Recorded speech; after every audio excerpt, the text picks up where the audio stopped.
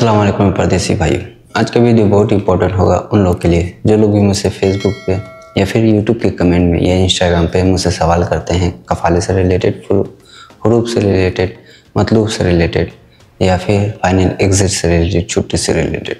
तो आज के इस वीडियो में उन्हीं सारे कमेंट को क्लियर करने वाला हूँ। जो आपका डाउट होता है उसको क्लियर करने वाला हूँ। तो ये वीडियो बहुत इंपॉर्टेंट होगा। हो सकता है इसमें भी आपका कोई सवाल छिपा हो, तो इस वीडियो को फुल वॉच ज़रूर करें ताकि इनकेस अगर आपका कोई सवाल भी होगा तो इस वीडियो को देख करके आपका डाउट क्लियर हो जाएगा। तो चलिए वीडियो करते हैं स्टार्ट। यहाँ पे एक मेरा भाई का सवाल है, मेरा इकामा ख़त्म है और हम रियाद एम्बेसी से फाइनल एग्ज़िट के लिए अप्लाई किया था। कफील बुरादा का था। 6 महीना हो गया है, अभी भी नकल कफाला कर रहा हूँ। तो सर एम्बेसी से फाइनल एग्ज़िट कैंसिल हो करेंगे? देखिए, अगर आप फाइनल एग्ज़िट के लिए एम्बेसी में अप्लाई किए हुए थे और उस दरमियान अगर आप अपना नकल कफाला लेना चाहते हैं तो ऐसा नहीं है कि आप अपना फाइनल एग्ज़िट को कैंसिल करना पड़ेगा। आप नकल कफाला ले सकते हैं क्योंकि एम्बेसी से फाइनल एग्ज़िट लगने में ही आपको 5-6 महीना टाइम लग जाएगा। और जब फाइनल एग्ज़िट लगेगा भी तो पहले आपको बुलाया जाएगा, फिर आपको जब साथ भेजा जाएगा, फिर फिंगर होगा, तब जाके कहीं आपका फाइनल एग्ज़िट इशू होगा। ठीक है, तो आप कफाला ले लें चुपचाप से।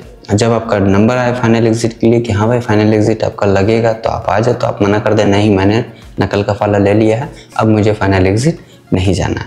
तो उस सूरत में आपका फाइनल एग्ज़िट का काम वहीं पे स्टॉप हो जाएगा। आप अपना नकल कफाला ले लेना, इसलिए आपका कफाला हो गया।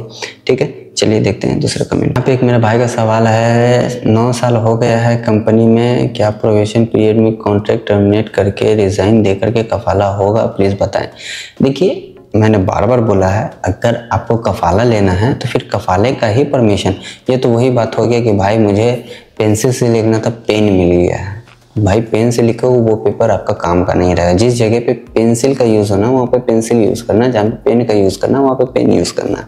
तो ठीक उसी तरीके से अगर आपको कफाला लेना है तो आपके लिए जो चौथा नंबर का पॉइंट है वही आपको सिलेक्ट करके अपने कॉन्ट्रैक्ट को टर्मिनेट करना। अगर आप रिज़ाइन के ऑप्शन पे टर्मिनेट करते हैं कफाले लेने के चक्कर में, तो भाई आपका रिज़ाइन के मतलब हो गया कि फाइनल एग्ज़िट जाना है, ना कि आपको कफाला का वहाँ पे परमिशन मिलेगा। इस चीज़ का आप लोग ख्याल रखें। ठीक है, और मैं हर बार बोलता हूँ भाई, आप लोग जो इतना सवाल करते हैं, मैं डेली सऊदी के टाइम से यूट्यूब पे लाइव स्ट्रीम करता हूँ, वहाँ पे ऐड होकर के ये सारे सवालों को कर लिया करें। ईजी होता है वहाँ पे सारे सवाल का जवाब देना। यहाँ पे इतने सारे कमेंट का जवाब देना मेरे लिए इम्पॉसिबल वाला बात है, क्योंकि एक दिन में 40-50 लोगों का कमेंट होता है और बहुत सारा लिखना भी पड़ेगा। तो इसलिए मैंने वो सिस्टम चालू किया। 1 घंटे में स्ट्रीम करता हूँ, 1 घंटा बहुत होता है, सारे सवाल का जवाब आपको वहीं पे मिल जाएगा। चलिए देखते हैं दूसरे कमेंट को। यहाँ पे एक मेरे भाई का सवाल है, भाई एब्सेंट फ्रॉम वर्क लगा है, वफादीन जाएंगे, खुद से एग्ज़िट लग जाएगा, वफादीन से वहाँ जाएंगे तो हमें पकड़ के बंद कर देंगे, एग्ज़िट लगेगा भाई, ये इसका जवाब देना। देखिए, वफादीन अगर जाते हैं, अगर हुरूफ लगा हुआ है तो ऐसा नहीं है, चाहे आप वफादीन जाएँ, चाहे आप जज़्ज़ात जाएँ, चाहे मुख्ते अमल जाएँ, कहीं पे भी जाएँ, अगर आपका हुरूफ लगा हुआ है, आपका इकामा एक्सपायर है, आप कंप्लेन करने के लिए जाते हैं, तो ऐसा नहीं कि आपको पकड़ के जेल में रख दिया जाएगा, आपको डिपोर्ट कर दिया जाएगा। नहीं, अगर आपका केस है तो केस को पहले सुना जाएगा। केस पूरा होने के बाद फिर वहाँ पे आपका डिसीज़न होगा कि हाँ आपके साथ क्या करना है, आपको एग्ज़िट भेजना है, कफाला देना है, या आपके ऊपर कोई फ़ाइन आएगा। तो इन सारी चीज़ों का केस के बाद होता है। ऐसा नहीं कि आपको देखते के साथ पकड़ के जेल में डाल दिया जाए। तो इस चीज़ को आप लोग दिमाग से निकाल लें। अगर आपके साथ कोई मसला है, इकामा नहीं बना है, एक्सपायर है, हुरूफ है, फाइनल एग्ज़िट है, जाएँ मख्ते अमल, वफादीन जाएँ, नजीज़ जाएँ, इस सारे इदारे में जब्ज़ात में जाएँ, कोई भी आपको पकड़ के जेल में नहीं रखेगा, पुलिस पकड़ के नहीं। आपको सिंपली बोलना भाई मेरा जो है कंप्लेन है, मैं कंप्लेन करने आया हूँ, तो उस सूरत में आपको छोड़ देता है। ठीक है, चलिए देखते हैं दूसरे कमेंट। यहाँ पे एक मेरे भाई का सवाल है, भाई कंपनी टर्मिनेट कर दिया तो सेल्फ से हूँ, मेरे को पेमेंट करना पड़ेगा? नहीं, अगर कंपनी ने आपका गिव अप कॉन्ट्रैक्ट को टर्मिनेट कर दिया है तो उस कंडीशन में आपको कोई पेमेंट नहीं देना है, बल्कि कंपनी आपको कंपनसेशन देगा। अगर उसने बिना किसी आर्टिकल का यूज़ किए आपका कॉन्ट्रैक्ट को टर्मिनेट किया है और आपको फाइनल एग्ज़िट दे रहा है, तो उस कंडीशन में आप लेबर कोर्ट में जाके कंप्लेन कर सकते हैं कि भाई मेरा कॉन्ट्रैक्ट इतने मंथ का रहता है और कंपनी ने मुझे बिना नोटिस के फाइनल एग्ज़िट दिया, ये कॉन्ट्रैक्ट को टर्मिनेट कर दिया। तो उस सूरत में कंपनी आपको कंपनसेशन देगा जितने मंथ का आपका कॉन्ट्रैक्ट रहता है, यानी कि 6 महीने का कॉन्ट्रैक्ट अगर रहता है तो 6 महीने का कंपनसेशन कंपनी आपको देगा, साथ ही साथ आपका एंड ऑफ सर्विस भी देगा और जो ड्यू पेमेंट है वो भी देगा, और जो लीव वगैरह बनता है, बेनिफिट बनता है, वो सारा चीज़ दे करके क्लियर करेगा और ईजिली आप जा सकते हैं। चलिए देखते हैं दूसरे कमेंट को।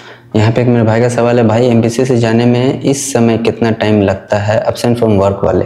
देखिए, अगर आप एमबीसी में फाइनल एग्जिट के लिए अप्लाई करते हैं, चाहे एब्सेंट फ्रॉम वर्क हो, चाहे वीज़ा एक्सपायर हो, चाहे कामा एक्सपायर हो, चाहे आपका हरूप लगा हुआ हो, चाहे फाइनल एग्जिट एक्सपायर हो, चाहे किसी भी कंडीशन में अगर आप फाइनल एग्जिट के लिए अप्लाई करते हैं एमबीसी से स्पेशल, तो उसमें आपको कम से कम 5 से 6 महीने का टाइम लगेगा ही लगेगा। उससे कम तो मैंने कभी देखा ही नहीं अभी तक। पहले तो प्रोसेस थोड़ा फास्ट होता था कि 2-3 महीने में आ भी जाता था नंबर लोगों का, लेकिन अभी जो सिस्टम चल रहा है कि 5-6 महीना तो कम से कम लग जाएगा आपको। तो जो लोग भी एमबीसी से अप्लाई करते हैं तो उनको इतना टाइम आपको वेट करना पड़ेगा 5-6 महीने के लिए।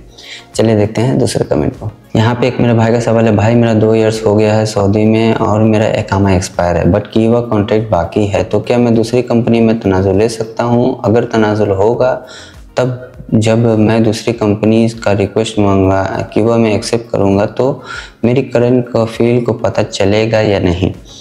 देखिए, कीवा का सिस्टम बहुत इजी है, जो लोगों को समझ में आ जाए एक बार तो कफाला लेना इतना आसान हो जाता है कि मत पूछिए।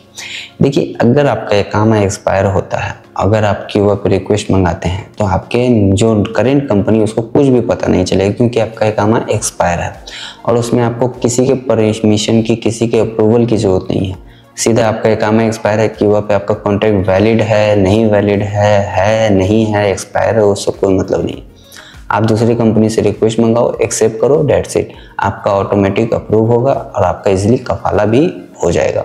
ठीक है, चलिए देखते हैं दूसरे कमेंट को। यहाँ पे एक मेरे भाई का सवाल है, भाई हाउस ड्राइवर का काम में आया हूँ, 1 साल हो गया है, इकामा ख़त्म हो गया है, एग्जिट या घर कैसे जाए? देखिए, अगर आपका इकामा एक्सपायर है, नहीं बनाया है, दोनों कंडीशन में अगर आपको एग्जिट जाना है 2 रास्ते हैं। सबसे पहले आप मख्तर मोहन में कंप्लेन करें कि भाई मेरे कफील कंपनी ने मेरा इकामा रिन्यू नहीं किया या फिर मेरा इकामा ही नहीं बनाया, तो उस सूरत में आपको फाइनल एग्जिट का वहाँ से प्रोसेस होगा। या तो फिर आप इन सारे झंझट से हटना चाहते हैं तो फिर एमबीसी में अप्लाई करें, एमबीसी आपका फाइनल एग्जिट लगा के देगा, तो उसमें थोड़ा टाइम लगेगा लेकिन आपका इजीली फाइनल एग्जिट लग जाएगा, लीगल लगेगा। ठीक है, फिर वापस सऊदी अरेबिया आ सकते हैं। चलिए देखते हैं दूसरे कंडीशन को।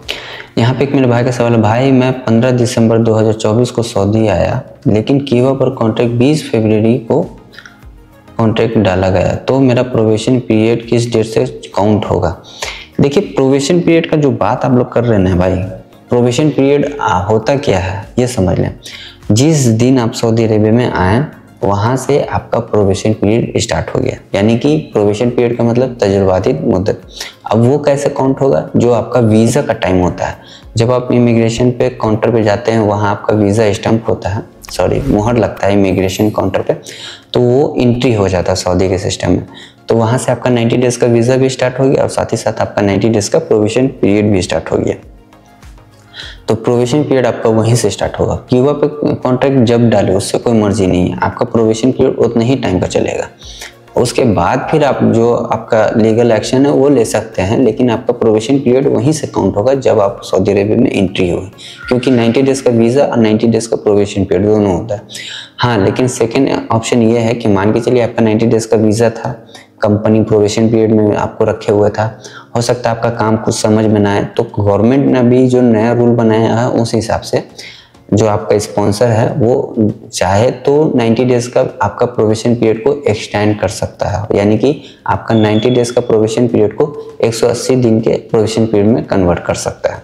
तो ये चीज़ आप अच्छे से देख लें कि आपका प्रोबेशन पीरियड कितने दिन के लिए रखा गया है, 90 डेज़ के लिए रखा गया है या 180 डेज़ के लिए रखा गया है, तो वो आप अपना देख करके क्लियर कर ले। वो कैसे देखेंगे, कैसे पता करेंगे?